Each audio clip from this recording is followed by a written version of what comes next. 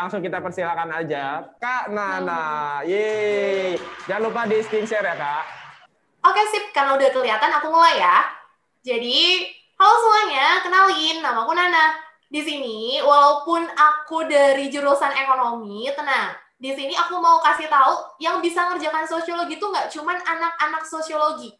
Kalian juga pasti bisa. Kalau Kak Nana bisa, kalian pasti bisa, ya. Kita coba ya sekarang ya. Kita akan kenalan dulu sama karakteristik dari sosiologi itu kayak gimana sih. Oke, berikutnya. Aku mau tanya dulu boleh ya? Udah pada siap belum menghadapi UTBK? Udah pada siap? Berapa persen nih kira-kira? Udah belum lumayan kasih presentasinya? Boleh dong.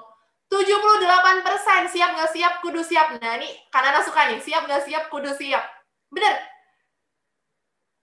50%. Oke. Nah, teman-teman, di sini aku mau kasih tahu ya. Karena waktunya udah mepet banget.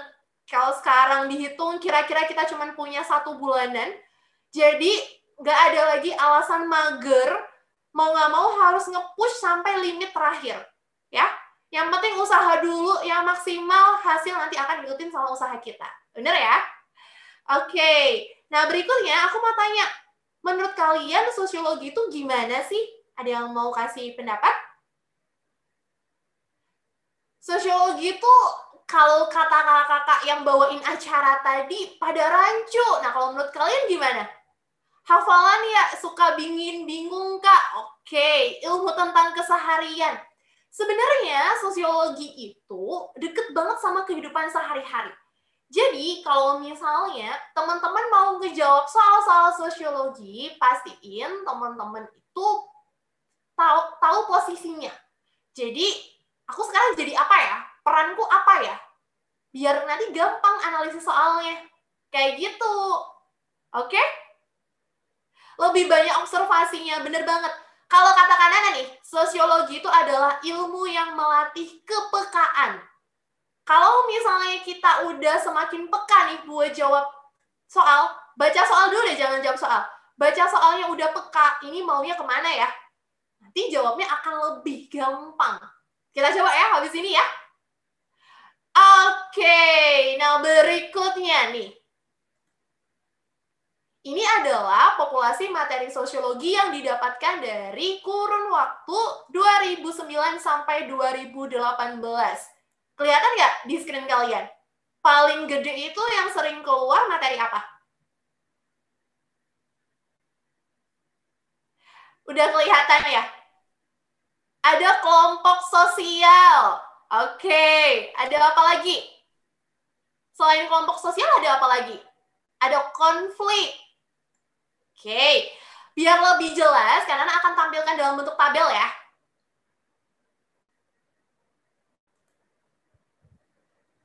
Ini dia. Teman-teman, aku mau disclaimer dulu ya. Ini adalah riset dari ujian-ujian tahun sebelumnya. Yang belum tentu menjamin tahun ini akan keluar sama. Tapi ini bisa dijadikan teman-teman sebagai panduan dan latihan, kira-kira nanti bentuk soalnya kayak gimana. Kalau misalnya nih, kayak kelompok sosial, dia selalu keluar trennya. 2012 doang nggak keluar. Berarti kemungkinan besar untuk kelompok sosial akan keluar juga nih di tahun 2021. Kayak gitu ya.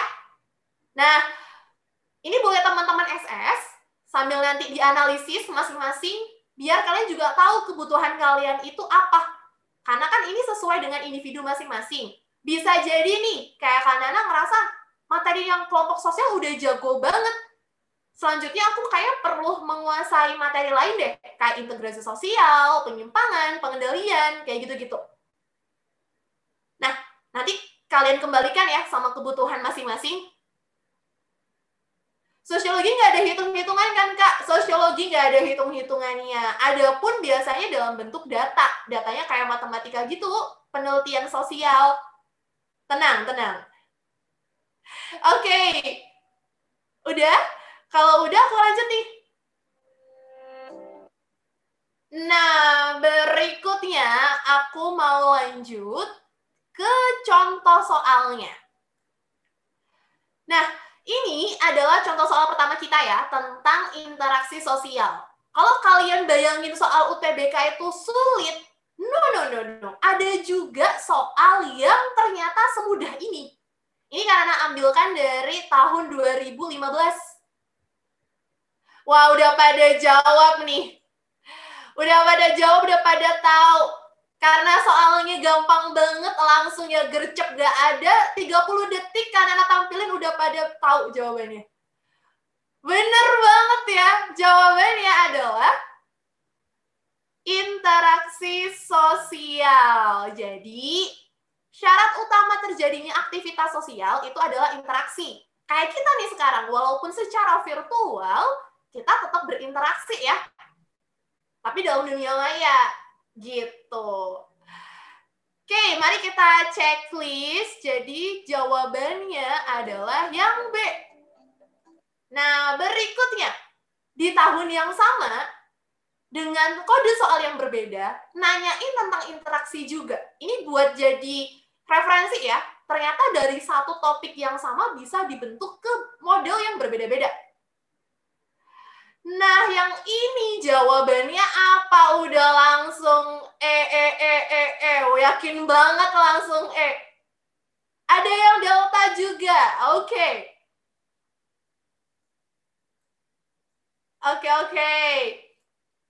Jadi gak usah lama-lama ya Kak, langsung aja jawabannya. Aku kasih tahu nih ya, jawabannya adalah yang E, benar.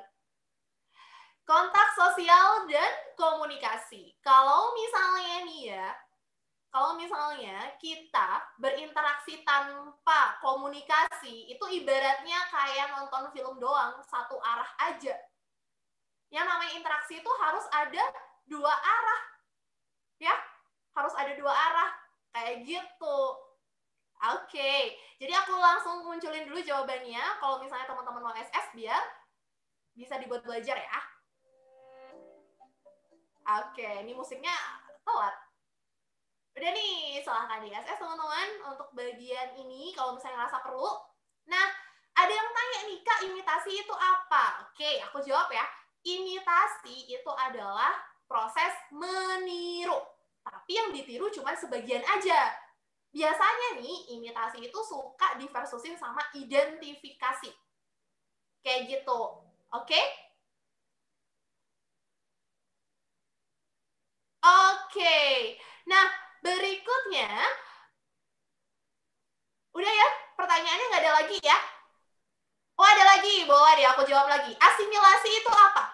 Asimilasi itu adalah percampuran budaya yang melebur menjadi bentuk baru. Jadi, aku tulisin di sini ya. Untuk asimilasi itu, nih. Kalau aku mau bikin dalam bentuk rumus, aduh ada rumusnya Kak, ini buat mempermudah aja ya. A plus B sama dengan C. Ini akan menjadi asimilasi. Dia bersatu dan membentuk unsur yang benar-benar baru, tanpa membawa unsur yang lama. Sedangkan asimilasi ini punya versus namanya akulturasi. A plus B sama dengan AB. Nah, ini kita sebut dengan akulturasi. Sama-sama percampuran, tapi dia masih mempertahankan unsur-unsur yang lama. Oke, boleh juga pakai rumus kotak plus segitiga sama dengan lingkaran, boleh. Terserah kalian. Yang penting kalian ngerti. Oke, berikutnya ya. Nah, tadi kita udah tahu tentang soal yang mudah tipenya. Ternyata ada ya. Untuk soal-soal seperti ini, karena sarankan kalian dahulukan kerjakan buat menghemat waktu.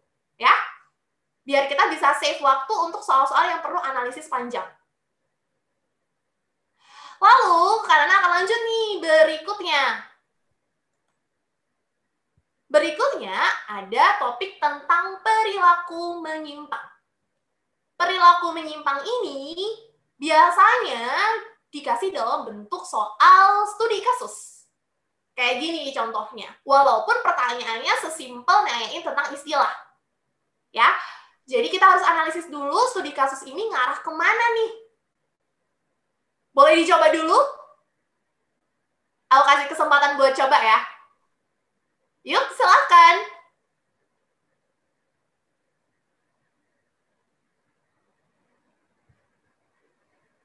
Boleh dicoba dulu. Wah, jawabannya yang ini beragam. A, B, C, D, E. Ada semua nih. B, C. Oke. Langsung aja kalau gitu karena udah banyak banget yang jawab di kolom chat box. Langsung aku kasih tahu. Jawabannya adalah yang C, retreat. Loh. Kok yang C, Kak? Tuh ada temen yang udah kasih tahu di kolom komentar. Retreat itu artinya menarik diri. Tahu dari mana sih Kak Nana menarik diri? Nih, aku kasih tahu ya. Jadi, dari soalnya ini, kalau kalian nemu soal yang panjang, fokus sama pertanyaannya dulu. Jangan baca dulu. Kalau baca dulu, ntar kerja 2 kali. Fokus sama pertanyaannya dulu. Tindakan penderita AIDS yang akhirnya menarik diri. Wah, ini udah kelihatan ya. Tindakan penderita AIDS yang akhirnya menarik diri. Sebenarnya tanpa baca teks atasnya tuh kayak nggak penting deh, Kak. Udah tahu tuh jawabannya adalah retreat. Tuh, ternyata dari baca soalnya doang udah bisa ketahuan jawabannya. Oke?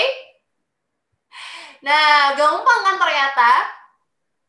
Kalau misalnya nih ada teman-teman yang tanya istilah lain, boleh nih ya aku jawab dulu. Untuk yang E, ada yang tahu nggak conformity itu apa? Konformitas bahasa Indonesianya. Ada yang tahu artinya apa untuk conformity?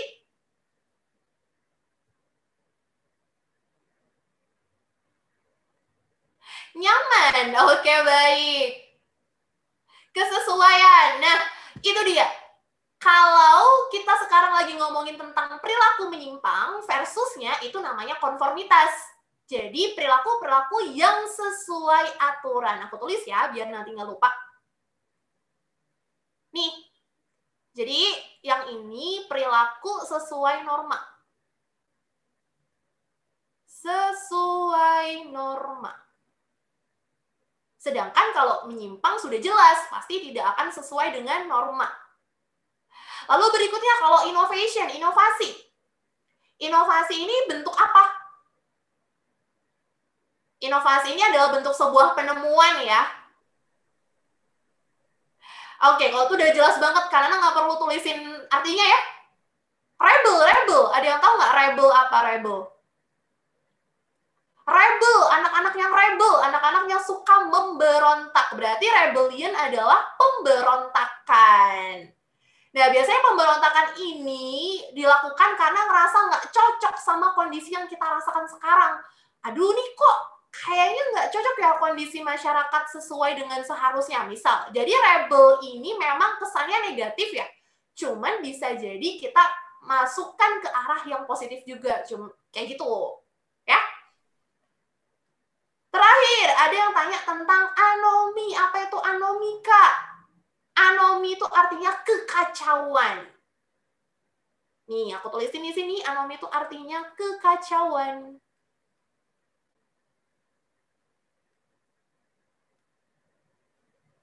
Oke, terjawab ya. Oh, yang lain mau ditulis juga. Ini aku tulisin nih. Yang ini tadi pemberontakan. Dari sini, teman-teman bisa tahu ya, ternyata istilah-istilah sosiologi itu kebanyakan pakai bahasa Inggris. Nah, ini pentingnya bahasa Inggris ya. Kita harus tahu dasar-dasarnya, kata-kata dasar, biar kalau ketemu kayak gini tuh, at least tahulah dari artinya. Kalau misalnya nggak hafal pengertian secara keseluruhan. Artinya itu akan membantu kita untuk cari kata kuncinya. Kayak gitu ya. Oke, boleh banget diakses bagian ini kalau ngerasa perlu. Kalau udah, karena bakal lanjut ke soal berikutnya. Oke.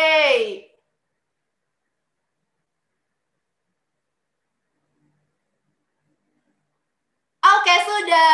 Mari ya, kita lanjut berikutnya. Sekarang kita akan coba lihat contoh soal dari pengendalian sosial. Kalau pengendalian sosial contohnya kayak gimana? Nah, tadi kita udah coba kerjain soal-soal dalam bentuk A, B, C, D. Ya, soal-soal kayak pilihan ganda yang biasa kita temuin ya. Sekarang kita akan masuk contoh tipe soal yang bener-bener ala UTBK banget, SBMPTN banget. Kalau zaman kanan ngomongnya SBMPTN ya. Zaman kalian udah UTBK namanya. Nah ini namanya soal tentang sebab akibat. Di soal-soal seperti ini adalah soal-soal yang punya kemungkinan paling besar mengecoh kalian. Jadi hati-hati ya. Mau dicoba dulu? Yuk coba dulu dong. Silahkan.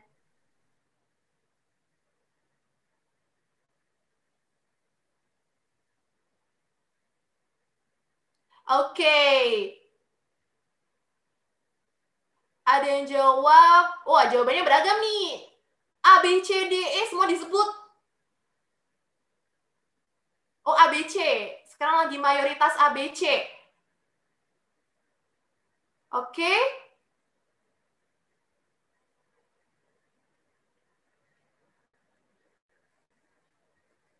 Oke.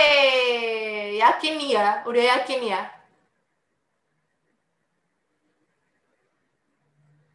Udah yakin? Mayor pada jawab Charlie nih, C. Oh, kalau semakin ke bawah berubah. Ada yang B sekarang. Udah? Cukup? Oke, karena Anda rasa cukup ya, kita tutup. Jadi, jawabannya apa sih? Kita bahas dulu aja, biar nggak langsung kaget. Kok jawabannya itu? Yang pertama, pengendalian sosial ditujukan untuk mengatur serta mengawasi penyimpangan yang ada dalam masyarakat. Benar nggak? Jadi, pengendalian sosial ini merupakan solusi dari penyimpangan sosial yang barusan. Tujuannya biar tercipta keseimbangan lagi, biar bisa balance lagi, gitu ya. Oke, benar nih. Kalau benar kita checklist dulu. Benar, Kak? Oke, benar ya. Kita checklist. Benar. Berikutnya, alasan. Ketaatan terhadap nilai dan norma tergantung pada sosialisasi primernya. Nah, gimana nih? Benar atau salah? Karena ada dua jawaban. Ada yang mayoritas jawab B versus C. Gimana? Sosialisasi primer? How? Gimana? Sosialisasi primer itu apa sih? Ini aku tandain ya. Sosialisasi primer itu adalah sosialisasi yang pertama kali, ya. Proses wah, aku udah mulai tipu tulisnya. Sosialisasi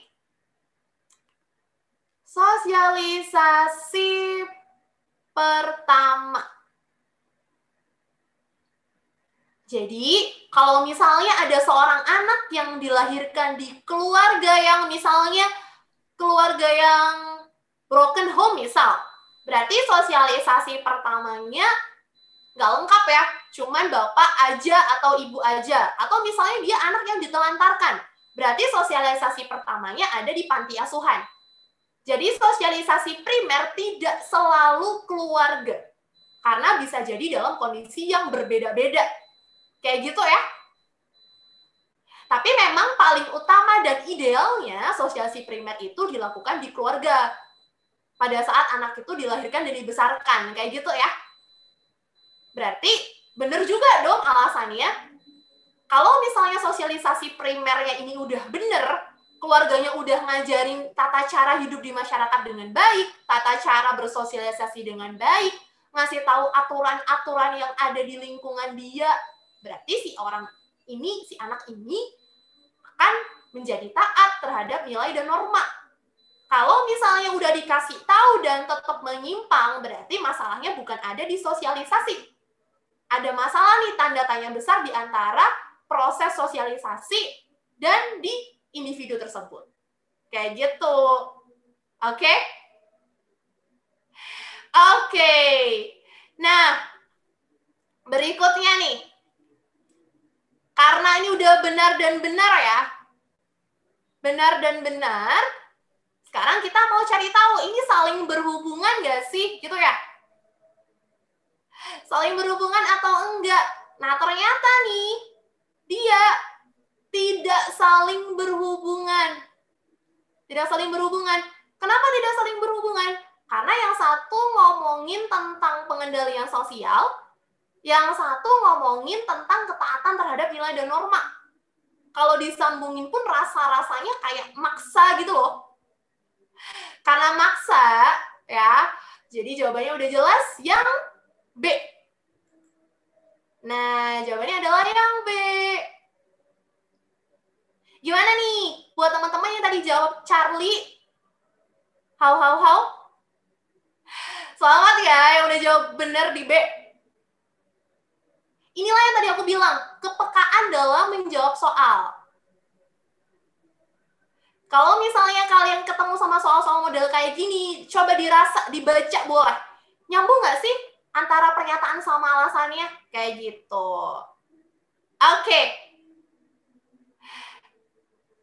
Sip, berikutnya aku lanjut aja. Next. Sekarang kita akan masuk di materi stratifikasi sosial. Nah, di materi stratifikasi sosial ini gimana?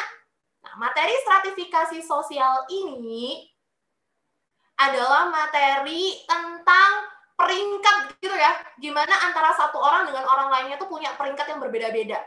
Adanya pemeringkatan ini seringkali bikin namanya kesenjangan.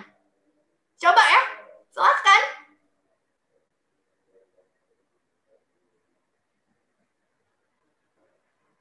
Oke, udah ada satu yang jawab nih.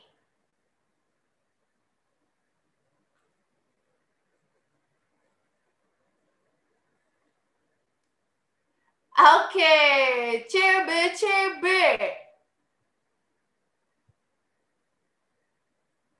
Oke. Baik, B. Oke, beragam ya. Sip, kalau gitu aku lanjut dulu ya.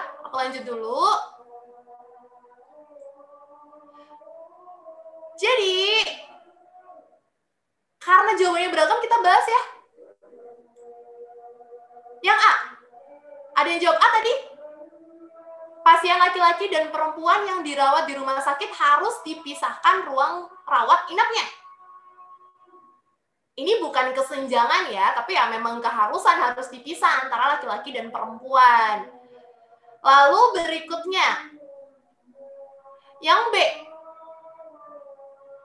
Perbedaan cara pandang antar kelompok terhadap konsep kemiskinan yang masih bersifat subjektif dan objektif. Oke, kita simpan dulu. Ini juga kayak kesenjangan deh, Kak. Oke, simpan. Yang Charlie, orang dari suku A boleh duduk di transportasi umum, sedangkan suku B harus berdiri. Nah, kalau kayak gini, apakah kesenjangan yang memungkinkan dapat terjadi di masyarakat? Sekarang kan zamannya udah modern ya, teman-teman. Karena zamannya udah modern, konflik antar suku, kesenjangan antar suku tuh udah minim banget. Karena udah nggak zaman ya, kita senjang gara-gara suku. Jadi, yang Charlie, kita coret ya. Yang Charlie kita coret. Nah, tuh aku udah munculin jawaban yang benar adalah yang E. Tunggu, sebelum aku masuk ke E, tadi nggak ada yang jawab delta? Oh, ada tuh. Awalnya masyarakat mempercayai jika perempuan haruslah berada di dalam rumah. Namun saat ini banyak perempuan yang mulai bekerja di ranah publik. Kalau ini gimana? Ini juga bukan kesenjangan yang terjadi di masyarakat ya, bukan ya? Oke, jadi ini aku coret tetot. Sekarang kita punya antara B dan E. Yang E, kalangan orang kaya yang sakit mendapatkan jaminan asuransi, sedangkan yang miskin nggak berani berobat. Inilah yang disebut dengan sebuah kesenjangan. Kenapa? Karena orang itu ngerasa dari status sosial yang udah beda, jadinya minder, jadinya takut duluan, gitu. Karena ngerasa takut duluan itulah ya, takut duluan bikin si orang-orang atau masyarakat itu merasa adanya kesenjangan yang nyata. Padahal dibuat-buat sendiri gitu ya. Jadi jawabannya yang E. Gitu. Sedangkan untuk yang B, yang bikin rancu ada di mana? Perbedaan cara pandang antar kelompok. Perbedaan cara pandang itu adalah merupakan sebuah pendapat. Dan yang namanya perbedaan pendapat bukan kesenjangan, itu lumrah. Ya, ini nih, tadi ada temennya juga yang udah bantu di kolom komentar, sekilas aku baca. Yang ini tadi, perbedaan cara pandang berarti ini lebih ke arah pendapat. Perbedaan pendapat. Gampangnya gitu ya.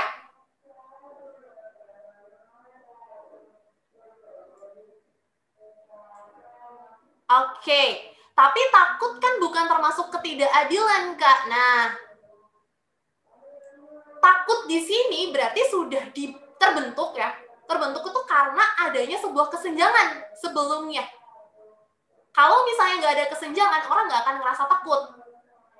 Kalau misal antara yang kaya dan miskin itu fine-fine, baik-baik aja, bahkan si kaya mau nolong yang miskin, orang miskin nggak akan takut berobat. Tapi ketika udah ada pengalaman ke rumah sakit dan ditolak misalnya, atau nggak dapat fasilitas yang layak, dari situ orang akan ngerasa, aduh, ke rumah sakit nggak punya biaya, gimana nih berobat? Gitu. Terjawab ya? Oke. Kalau udah,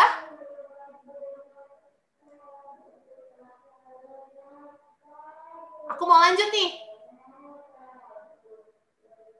Contoh kesenjangan yang lain apa?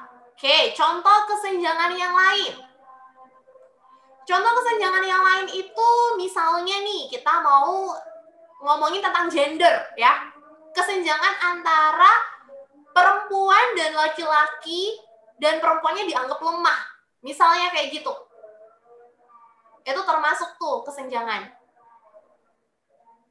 Kalau kesenjangan pendidikan antara yang pendidikannya tinggi sama pendidikannya rendah. Pendidikan tinggi akan punya kesempatan lowongan kerja yang lebih banyak, misalnya. Termasuk kesenjangan sosial ya? Iya, yang termasuk kesenjangan sosial, betul. Oke, kesenjangan itu sebenarnya apa? Kesenjangan itu kata kuncinya di sini loh. Ketidakadilan. Nah, aku highlight ya, kesenjangan sosial di sini itu dipengaruhi oleh ketidakadilan. Rasa ketidakadilan ini harus benar-benar kerasa banget. Harus benar-benar detail di soalnya, antara siapa dan siapa. Terus alasannya apa gitu. Kayak yang A tuh, itu kan gender ya, antara laki-laki dan perempuan. Tapi tentang pemisahan ruang di rumah sakit, kurang cocok rasanya kalau disebut kesenjangan. Justru tambah merasa nyaman kan? Gitu. Oke. Semoga tidak terkecoh lagi ya. Oke, berikutnya nih, aku lanjut aja berikutnya. Biar kita punya banyak varian soal. Next. Sekarang tentang konflik sosial. Konflik sosial, di sini aku punya model lain dari soal UTBK selain sebab akibat, yaitu 1, 2, 3, 4. Dicoba dulu ya. Silahkan. Yuk, dicoba dulu.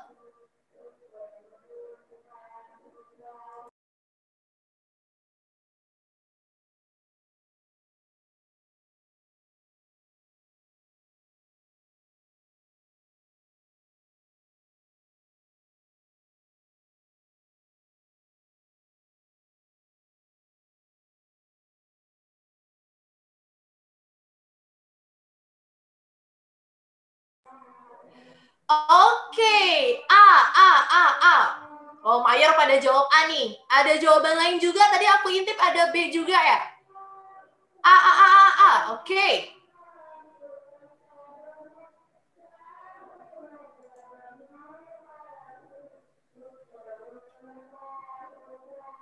Oke. Karena udah banyak jawaban yang masuk, kita bahas ya. Mayoritas jawab yang A, ada juga yang jawab B. Ada yang jawabnya delta. Oke, mari. Keadaan masyarakat yang kurang kondusif bagi upaya penanggulangan konflik. Nah, sama seperti yang tadi aku bilang, bacanya dari bawah dulu. Yang ini. Yang dapat membawa situasi konflik berkelanjutan. Jadi kondisi apa yang membuat konflik itu bisa terus-menerus ada, nggak selesai-selesai, nggak kelar-kelar. Yang satu jelas dong, ya kan? Satu udah jelas. Melemahnya kesadaran dan semangat persatuan dan kesatuan. Kalau kita udah nggak ngerasa menjadi satu kesatuan nih, menjadi bangsa Indonesia, udah pasti aku yakin ya, anak-anak yakin orang luar sana yang mau jajah tuh bisa menjajah Indonesia lagi. Kenapa? Karena lebih gampang dipecah-pecah kan? Lebih gampang dikompori bahasa sekarang. Ya nggak sih? Oke? Nah, ini nih tips untuk mengerjakan soal tipe 1, 2, 3, 4. Kalau satu benar, 3 auto benar. Kalau satu benar, 3 auto benar. Nah, udah ya.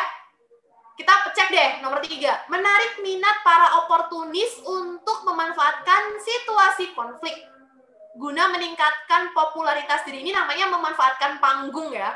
Jadi kalau misalnya ada yang ngerasa nih, anak itu kok memanfaatkan kesempatan ya. Jadi adanya konflik tuh tambah dia bikin masalah baru. Tambah banyak ya masalahnya, bukan tambah kelar, bikin masalah baru. Kayak gitu. Jadi nomor 3 juga bener ya. Nah, lanjutnya nih, kita perlu cek nomor 2. Euforia demokrasi yang mengarah kepada tuntutan kebebasan yang serba boleh sehingga lebih menonjolkan kepentingan kelompok daripada kepentingan umum. Kalau udah kayak gini nih, ada orang yang maunya kelompoknya aja diduluin, jangan kepentingan umum. Nah, kalau udah kayak gitu tuh tambah bikin masalah baru. Ini nih yang bikin masalah, kepentingan kelompok. Jawabannya yang benar adalah 1, 2, dan 3. Loh, kalau 2 benar nggak perlu ngecek 4, kita perlu cek 4. Peran pihak ketiga yang tidak berkepentingan untuk melerai konflik. Nomor 4 ini justru untuk meredakan konflik, karena ada kata-kata melerai. Nih, aku highlight ya. Aku linkerin aja deh. Melerai ini justru untuk meredakan konflik. Meredakan konflik. Nah, kayak gini. Jadi, nomor 4 kurang cocok kalau misalnya kita mau ngomongin tentang konflik yang berkelanjutan. Kalau nomor 1 salah, gimana triknya, Kak? Nah, nih, kalau nomor 1 salah, 3 pasti salah. Karena 3 pasti salah, karena nggak ada pasangannya ya ceritanya, kalian langsung cek 2 dan 4. Kalau 2 salah, berarti jawabannya 4 saja. Kalau 2 benar, jawabannya 2 dan 4. Gitu. Terjawab? Oke. Buat tadi yang udah jawab B, kalian udah menemukan poin pertama yang benar. Tinggal nambahin analisis untuk poin yang kedua. Nanti coba dibaca lagi ya. Oke. Next, berikutnya.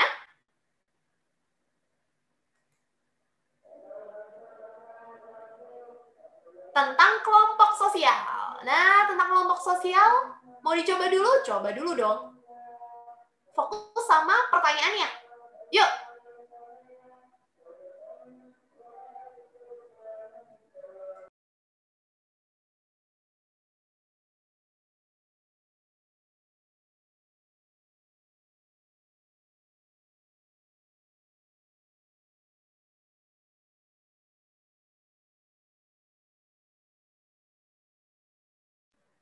Oke, jawabannya beragam. Ada A, B, C.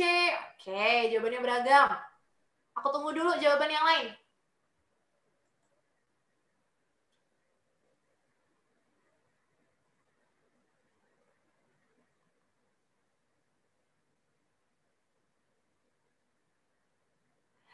Oke, nah langsung aja aku kasih tahu karena udah pada jawab ya. Jawabannya yang benar adalah yang Charlie. Solidaritas mekanik. Tahu dari mana sih, Kak? Ini, aku highlight. Inilah seni dari sosiologi. Dia akan selalu memunculkan nama tokoh. Beberapa soal akan keluar nih nama-nama tokoh. Jadi mulai familiar ya sama nama-nama tokoh. Untuk A dan B, ini dari siapa? Ini dari Ferdinand Tons. Ferdinand. Nah, kalau yang C dan D, ini dari Emil Durkheim. Yang ini. Dari Emil Durkheim.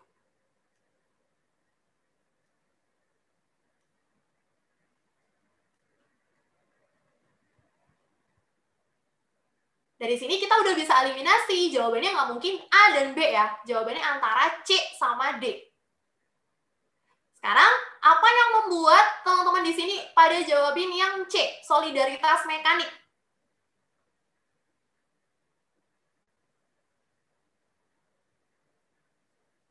Oh, ini aku kurang I ya nulisnya.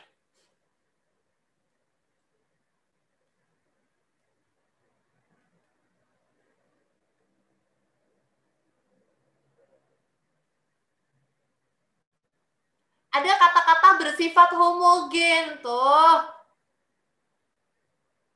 Sip, udah tahu ya kata kuncinya? Bersifat homogen. Kalau bersifat homogen itu termasuk solidaritas yang mekanik. Kalau yang solidaritas organik berarti yang versusnya heterogen ya. Nah, kalau Gemeinschaft dan Gesellschaft ini tuh apa, Kak? Itu tentang paguyuban dan patembayan. Nanti boleh langsung dibaca ya. Boleh langsung mampir ke ruang belajar. Di sana udah ada rangkumannya juga dan juga ada video. Kalau misalnya mau lebih lengkap lagi. Kalau aku bahas di sini nanti nggak cukup waktunya. Oke. Udah ya? Kalau gitu,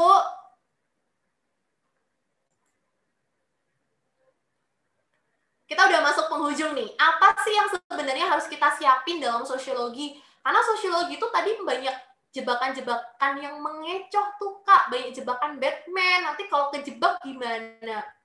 Nah, di sosio ini, biar kita nggak kejebak, apa yang harus kita lakukan? Yang harus kita lakukan adalah, pertama, pastikan kita udah kenal sama konsep-konsep dasarnya. Itu penting banget. Pastiin udah kenal dengan konsep dasar. Ini penting. Gimana cara buat tahu semua konsep dasar? Tadi kan udah disederhanain ya topik-topiknya. Teman-teman boleh langsung cek di sebaran materi tadi, terus coba checklist konsep dasar apa aja yang dibutuhin di setiap topik. Dari situ akan ketahuan, oh konsep dasar yang belum aku kuasai yang ini. At least kenal dulu lah ya, biar familiar. Nah, berikutnya nih, kalau udah kenal sama konsep dasar, kedua, banyak referensi latihan. Ini penting juga. Karena referensi latihan soal ini akan menambah kepekaan kalian. Kalau kalian semakin peka sama soal-soal, maka aku yakin kalian juga akan terbiasa dengan cara analisis. Kalau cuma sekali dua kali ngerjakan dan besok UTBK, karena yakin kalian juga akan pasti bingung. Kalau udah biasa ngerjain tipe-tipe soal UTBK, pasti bisa. Oke. Itu ya yang harus dipersiapkan. Plus, yang penting kalian harus tahu jadwal belajar. Itu penting banget. Kalau ngerasa jenuh, jangan sampai stres. Itu penting. Aku tahu waktunya udah semakin sempit, tapi jangan sampai stres. Kalau stres, apa yang dipelajari bakalan menguap percuma. Jadi tahu waktu-waktu yang baik untuk belajar. Kalau emang tipikal belajar harus sepi, boleh belajar malam hari atau pagi hari. Kalau misalnya belajarnya harus dicicil, ya 10 menit belajar, terus nyambi yang lain, tambah 20 menit, boleh kayak gitu. Harus kenali dengan cara belajar masing-masing ya, biar efektif dan efisien. Gitu. Oke, mau lihat persebarannya lagi, aku mampir ke belakang, ke sini ya tadi. Silahkan.